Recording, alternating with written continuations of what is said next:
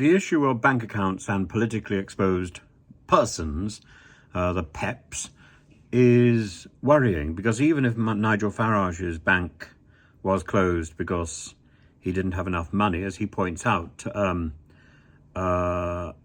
they didn't have a problem with it for the last 10 years. Are you telling me that all the other banks say it was a PEP thing and Coutts wasn't? Draw your own conclusions.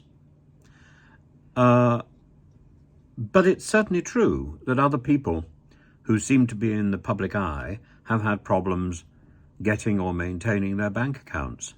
And it is also true that there seem to be extraordinary questions asked by the banks at the moment, which don't make a lot of sense. And I think banks are increasingly acting as judge and jury. They don't have to say what the issue is, and people are suddenly plunged into financial chaos and personal chaos because they've lost their banking identity. They've lost their ID in this country, and that doesn't make a lot of sense to me. There is now a review. The Treasury Minister has said that he's going to review the issue, and this is the Economic Secretary to the Treasury, Griffith, and he says it's crucial that an appropriate balance is struck so that elected officials and their families can access banking services. And he says that he needs to make it clear that some financial institutions may be failing to strike the right balance of taking a proportionate approach based on a careful evaluation of the actual risk. If banks aren't prepared to take a risk when people are exposed to public, become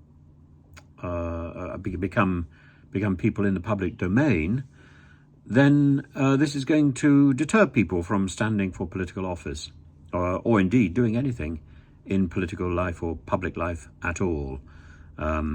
And that's not really why banks are there. Banks are there to serve the people, whether they are people with a small amount of money or with a large amount of money. In the end, the bank shouldn't be choosing who they support and who they don't support, because they're supposed to be an institution that is there to support everybody. Yes, they are private, but if private institutions are not providing the support for ordinary people, then maybe the state needs to step in. We're increasingly in an age where we cannot survive without a bank account. It simply isn't possible. And we have to provide evidence of identity in so many different forms, and a bank account is one of those. I think Farage has raised an important point. I think the bank has come back with an excuse, and I think, as I say, I think there are other people who are involved in this problem, who are experiencing this problem, that make the Farage situation slightly more than just a laughable joke.